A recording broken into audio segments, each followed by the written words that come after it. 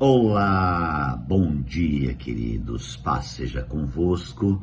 Graças ao Senhor, mais um dia com vocês aqui no canal Reina em Pauta, levando uma palavra viva ao seu coração, dizendo bom dia a todos os irmãos, aqueles que já se inscreveram no canal, aqueles que acompanham o canal, que deixam seus likes, compartilham. E se porventura você aí acessou nosso canal, está vendo esse vídeo, eu vou te pedir um favor, se inscreve no nosso canal.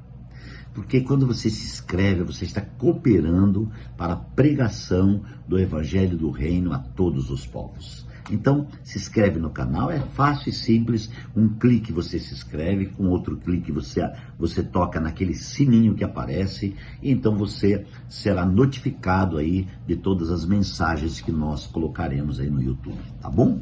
Glória a Deus. Muito bem, queridos, nós estamos falando uma série sobre o tema A Transformação que Gera o Legado. Sabendo que o legado não é uma herança, o legado é uma impressão. Legado não é herança. Eu herdei do meu pai o seu legado, né? O legado é impressão. Não adianta eu achar que eu sou ou achar que eu tenho e não ser verdade. Legado é verdade, legado é impressão, legado está no interior, legado está constituído, amados irmãos, de forma gloriosa no nosso interior, certo? Então, pensando nisso, no que é legado, e aprendendo o que é legado, nós vamos à profundidade da palavra no que diz respeito a nós. Podemos averiguar o nosso interior e ver como estamos. Primeiro, ver quem somos, depois como estamos. O que está acontecendo conosco a partir da revelação de quem somos. A nossa identidade tem que ser revelada, primeiro para nós. Existe, muitas vezes, nós não nos conhecemos bem. O próprio Paulo dizia que ele não se conhecia, e aquilo que ele queria fazer ele não fazia, e aquilo que ele não queria fazer ele estava sempre fazendo. Então, queridos, é preciso conhecer. E eu digo uma coisa para você, eu não consigo me conhecer, somente Cristo pode revelar, ou se revelar dentro de mim e me constituir ao ponto de me governar. E eu preciso me render a isso. Todo homem, todo ser humano precisa se render a isso. Eu estou citando aqui o exemplo de Paulo, que um dia foi Saulo. Quando ele era Saulo, ele era um bom religioso.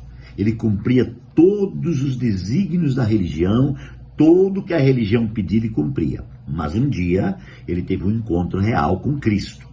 E o poder redentivo de Cristo fez em Saulo uma mudança radical, uma transformação. Essa transformação que aconteceu com Saulo, ela aconteceu com muitos outros homens e acontece ainda hoje comigo e com você. Essa transformação é real em nossos dias, em nosso momento, e pode ser real agora, para mim e para você. Quem sabe um quesito ou muitos quesitos que estão precisando ser transformados. E Deus deseja fazer essa transformação. Muito bem. Na palavra de Filipenses capítulo 3, nós vemos aqui a revelação de uma plena confiança em Deus. Nós vemos a revelação que essa plena confiança não está no entendimento humano, não está no conhecimento humano, não está em uma visão humanística, porém essa plena confiança está em uma constituição, certo?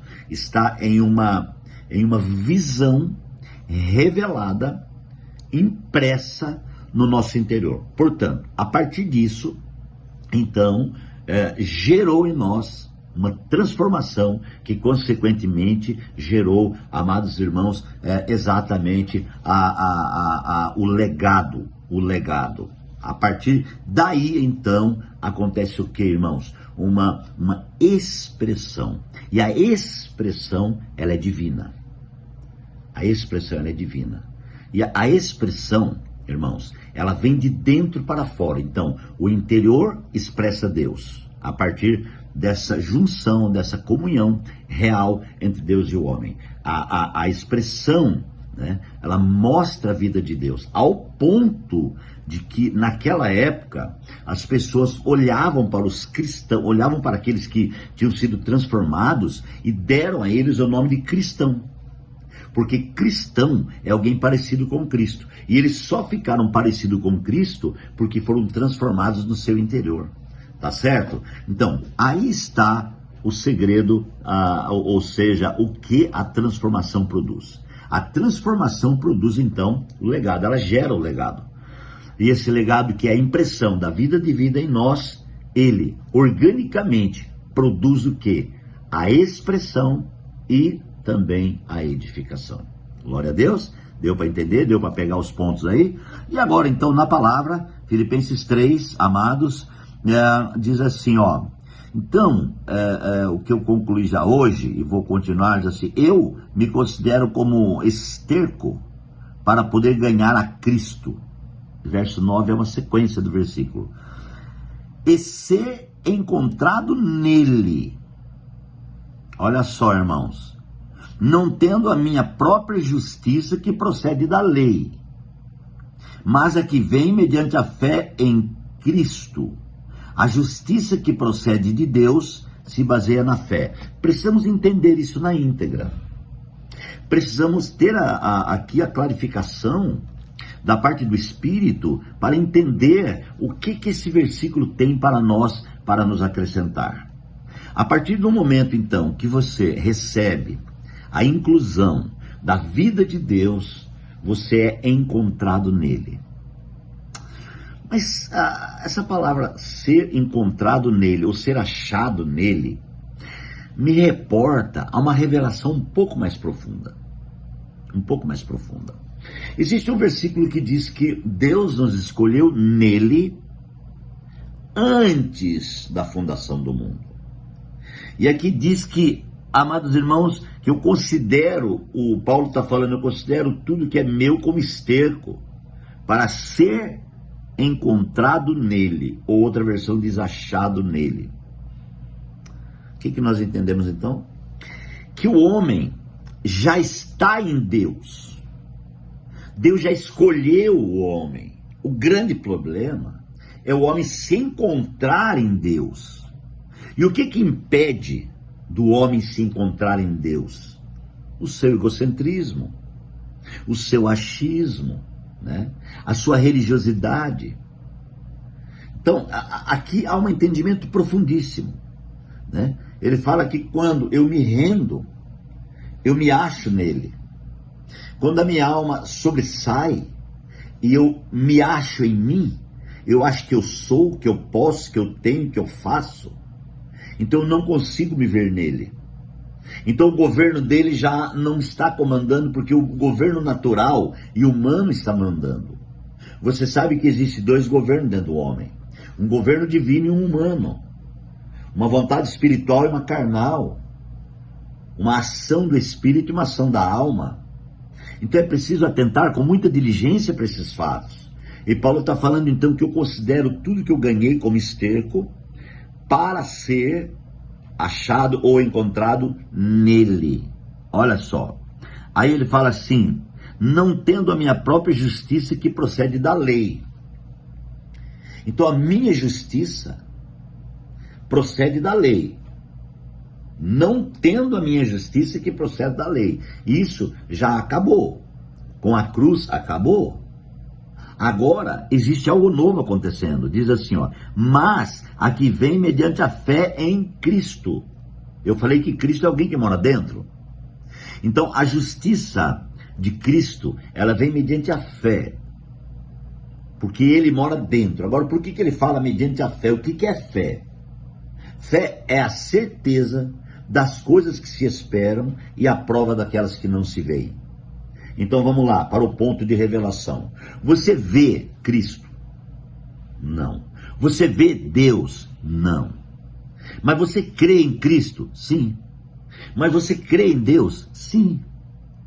Então essa é a justiça que se baseia na fé. É você acreditar, sentir a alguém que você não está vendo. É você entender que esse alguém que é Deus, ministrado em você, com transformação, tornou você a sua própria natureza na terra. Você já é a espécie de Deus. Só que agora, você não só continua sendo a espécie, mas agora você tem a natureza de Deus. Você não só foi escolhido por Deus antes da fundação do mundo, como com a cruz você se achou nele. Então a cruz, o poder redentivo de Cristo na cruz, te restaurou. Por isso que a restauração, a transformação, ela gera um legado. Ela gera uma impressão. Você tem Deus impresso em você. Você tem a vida impressa em você. Você tem a cura de Deus impressa em você. Você tem a bênção de Deus impressa em você. A salvação de Deus impressa em você. Você consegue entender isso? Você está entendendo no Espírito a revelação e o profundo da profundidade desse texto? Então, quando eu me rendo, eu me encontro nele. Quando eu me exalto, eu encontro em mim próprio. Por isso diz a palavra, aquele que se humilha será exaltado, e aquele que se exalta será humilhado. Então aqui, esse entendimento gera agora, a partir desse momento, uma dependência. Quando ganhamos essa realidade, nós passamos a depender totalmente de Deus. E é com essa dependência que eu quero orar. Pai, obrigado por mais uma mensagem, que o Senhor abençoe grandemente os nossos irmãos e que o Espírito Santo continue revelando e se revelando profundamente. Pai, nós oramos em nome de Jesus. Que Deus te abençoe, um grande abraço e até amanhã.